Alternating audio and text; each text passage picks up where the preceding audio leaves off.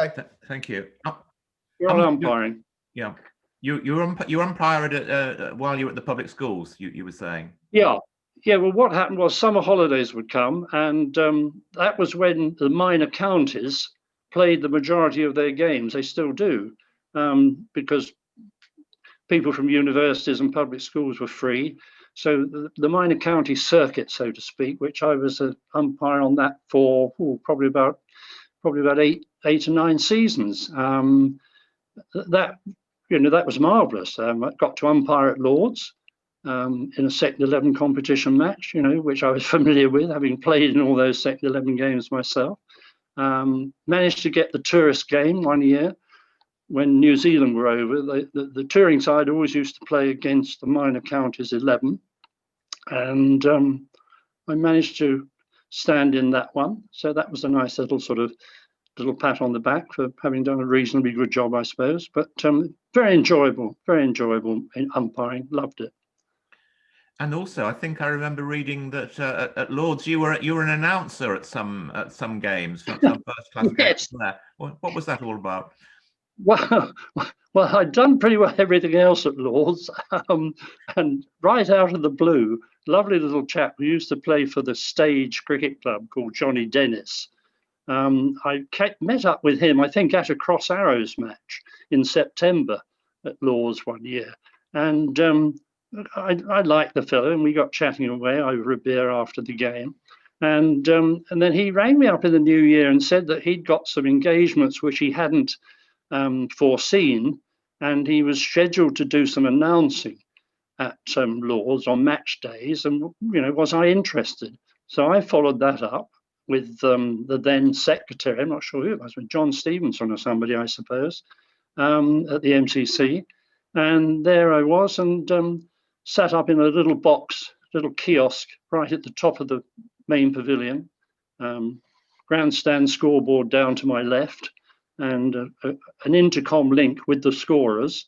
And it wasn't a commentary, it was just a question of, the change of bowling at the nursery end, and is so-and-so for so-and-so, and whoever it was. And then if a spell finished, the bowler came off, and it was, he bowled 8 overs for 3 maidens and whatever.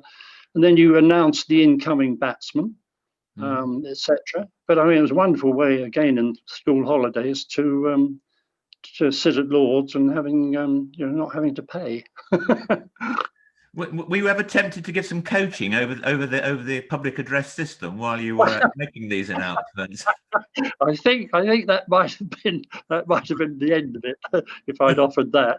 But tell you what was annoying. There was one annoying thing. Numbers had come in on the backs of shirts, and then if it was not a very warm day, and it wasn't always warm, the batsman would come in with a short sleeve sweater on. And of course, it covered up the number, so you never knew who the batsman was, obviously. So you had to rely on the home, rather the away scorer in the grandstand score box to relay the information and tell you which batsman it was before you could properly announce it. That was the only annoying thing I remember. But again, great fun. Yep. Okay. I mean, more than 20 years ago, you after Kenya, I'm not quite sure how it fitted in with the sequence of schools, but you ran an outdoor pursuit centre, didn't you? Yes. And then you became the ECB's cricket development officer for Wales. What do you remember particularly from those days? Well, that was that was actually Cricket Board of Wales. Yes. Not the England and Wales Cricket Board of Wales. Tom Cartwright, the late Tom Cartwright, bless him. I got very involved with Tom, coaching throughout Wales at different times, and then coaching the junior sides from under 11s right the way through to under 16s. And then Peter Walker, again, who's recently passed on, former England and Glamorgan player. Peter Walker became the sort of chief executive of the Cricket Board of Wales, and I landed a 5-year contract as the cricket development officer for Powys, which is the largest county in Wales, and neighbouring Ceredigion down in the southwest. And that was really a question of trying to get primary schools particularly, and then bleeding into secondary schools, to get them to show a much better interest, let's put it that way, politely, because cricket was virtually, non-existent. Little bit more in Cardiff and Swansea and the highly populated areas, but it was pretty abysmal throughout the school sector. So it was a 5-year challenge to try and get the game lifted. That was really right at the end of my career, so to speak. It took me up to the age of 65, that job, and then it was a question of, whoops, what am I going to do now?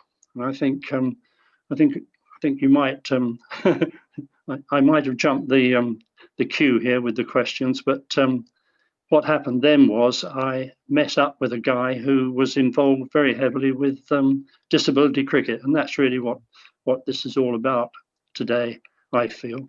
He invited me over to a coaching session because the Welsh disability team, and I said, hey, hang on a minute, Simon. Simon Hickton, his name was, bless him. I said, I've never heard of, what are you talking about? I felt so ashamed that having been in the game, so to speak, until the age of 65, and I'd never heard of, and I never realized that there were players out there with disabilities, physical, learning difficulties, who actually played organised cricket. And I got involved with the Welsh team as a manager and a coach, and that really was my, if you like, the first sort of step into the world of disability cricket. Which you graced, as I understand it, for 20 years and retired last year as chairman of the British Association for Cricketers with Disabilities. And it's for that work that you were recently awarded the MBE. Well, that's right. What was the world? What sort of world was it like 20 years ago, and how did you see it develop over those 20 years? Well, it was quite incredible. There was only really Wales and who was else? Lancashire, and a little bit in Cheshire, a little bit in Shropshire, and that's all really that there was going on at the time. 3 or 4 counties just sort of playing against each other, and that must have been. I mean, I came in when they'd been doing that for about 4 or 5 years, so it must have been getting a bit boring for them. So we could see. Say I was lucky enough to get on the BACD committee as a Welsh representative, and the thing that I couldn't understand, and I kept asking questions and asking questions and saying, why aren't there more counties involved in this? So we gradually, over that period of time, and as I say, I can happily say that at the end, when I just sort of retired, so to speak, from BACD. By the way, they kicked me upstairs from chairman. They'd had enough of me as chairman, and they made me president. I'm not sure whether that was a compliment or not, but that's how it happened.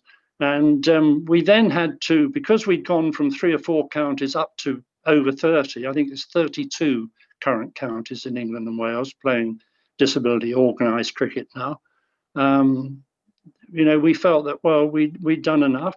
We were all aging, the committee itself, and we handed it all over to the England and Wales Cricket Board, who thankfully, about 10 or 11 years ago, got themselves organised and appointed full-time disability officers, managers within the ECB. And now they're taking all the sort of work that we did, they're taking it forward, hopefully, and things will get better and better. You're still involved, Bill, aren't you, in this? I think yes, I am. I can't get involved. Yeah, I can't let go of it because it became an absolute passion. There's no other word for it. I was just so passionate about the whole thing, the whole concept of it. And funnily enough, only yesterday, details of another Zoom meeting came from the competitions organizer at ECB, which we're going to have in 3rd week of this month, in November, to discuss better ways of running the championships and involving more counties, etc. So it's nice to be part of that little subcommittee with the ECB, which will, is of tremendous interest to me, obviously. But there's a lot of work still to be done. Yeah. How would you like that work to develop and be taken forward by the ECB? Well, the county, the ECB system is that they have county boards, as you're probably aware, throughout the country rather, and the county boards really need to be a lot more proactive. I know it sounds like a criticism, but some counties, unfortunately, are not really giving their whole, if you like, to the disability game.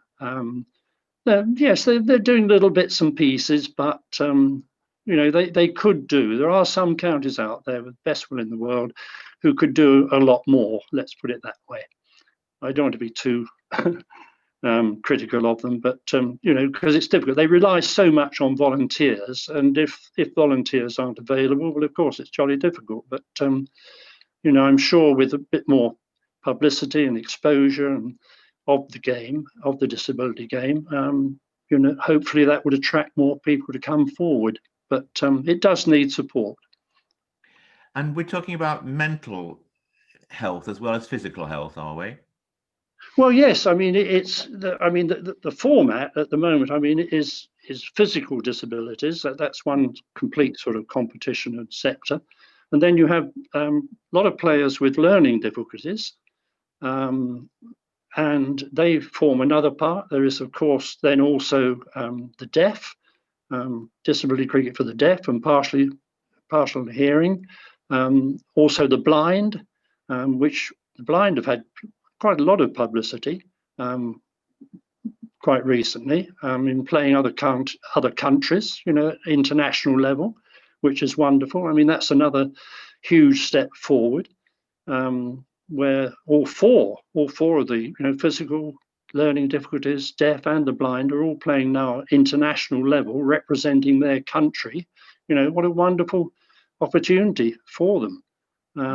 But that's the current state of play, so to speak. But what we're hoping now is, having lost the whole summer, is that we can really get some movement forward in terms of reorganizing a little bit, and tweaking things here and there just to improve the whole situation. You've been involved with Lord's Taverners and other organisations that do work in this area. Are you still involved in any of that? Yes, well, that goes back. Lord's Taverners goes back way back, where I think probably all through the 70s and 80s, I found myself making up numbers in charity cricket matches where you had a mix of cricketers and entertainers who used to go around all over the place under the Lord's Taverners cap, so to speak. And that was my first introduction with the Taverners, and who do incredible work. And when BACD, when we sort of pulled the plug and handed everything over, the residue funds that we had in the kitty, we gave in equal shares to the ECB and to the Lord's Taverners to help them with the Taverners do some incredible work. I mean, as everybody, they get huge publicity because of their, the fact that there's so many famous people, entertainers, sports people who support the Taverners, and they get a tremendous amount of publicity through that, which again helps young players. They concentrate mostly, the Taverners, on youth and young players, whereas, as I say, the disability game proper, goes right through to senior level, adult level. But yes, I've enjoyed a lot of fun with the Taverners over the years. Yeah, we, the Cricket Society, try and do a bit of work in this area. As you probably know, we have our charitable arm, the Cricket Society Trust, and John Barclay at Arundel has done a lot of work there in this area. We also make an award for the Surrey School that does the most for those with learning difficulties. I've been conscious in part of my professional career in prisons dealing with suicide and self-harm, that the way that activities such as cricket can make an enormous difference to mental and physical health, even if the people concerned aren't initially interested in cricket. You must, in the course of your work, come across some very particular case case studies that have moved you and you thought particularly important. Can you recall any particular cases where cricket has done a lot for particular individuals? Well, yes. I mean, firstly, Nigel, I mean, full marks to the Cricket Society. I mean, with their trust, which does, as you say, incredible work. Just before I answer that question, what did surprise me when I was doing a little bit of research myself about the society was that you know, again, why there isn't perhaps, you know, some joining together of, I mean, there's the Taverners and there's the BACD that was, so to speak, and there's ECB and there's yourselves, and who knows, possibly other areas where, and it seems that if there was a joining together, so to speak, a link, an exchange of ideas and whatever schemes, more of an exchange, as I say, between all those organisations. I mean, that might be a thought for the future. I don't know. Because, as I say, so often, like yourselves, you probably, you know, rely on volunteers all the way through. So I don't know. Perhaps I'm jumping the gun a bit, or what? I don't know. The other one in terms of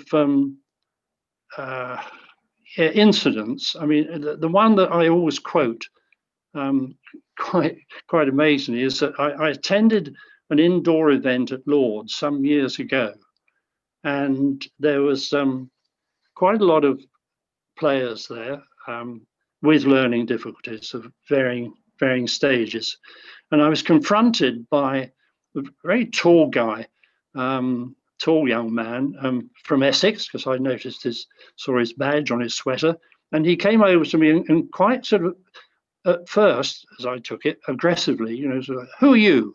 You know, and challenged me as to why I was there, because I was probably in a, you know, jacket and trousers and not dressed for cricket.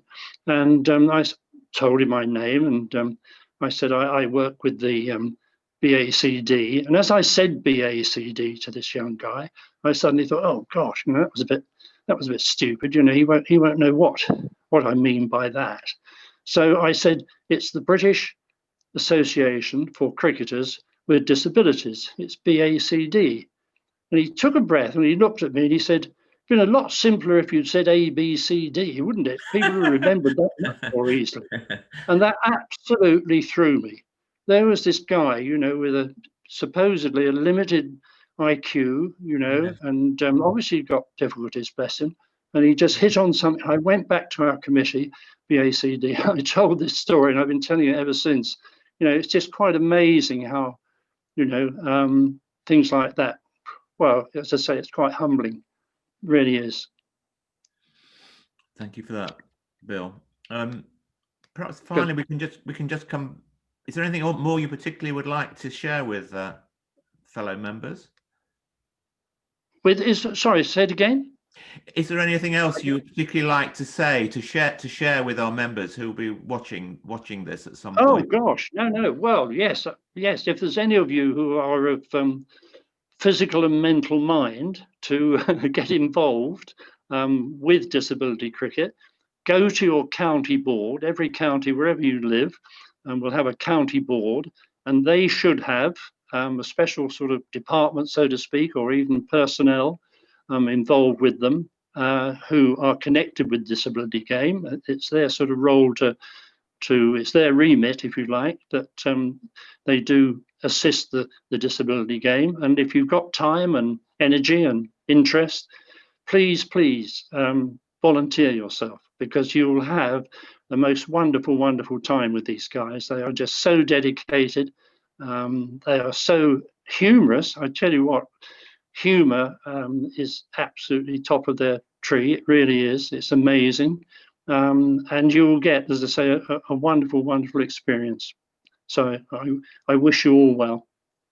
Well, thank you, Bill. And that's probably a good point at which to end this chat. It's been a privilege talking to you, sir. And I hope very much that you hear soon about your day out at perhaps, you know, next spring after we've all been vaccinated. It would be nice for you to go to London rather than more locally. Thank you so much for talking to us today.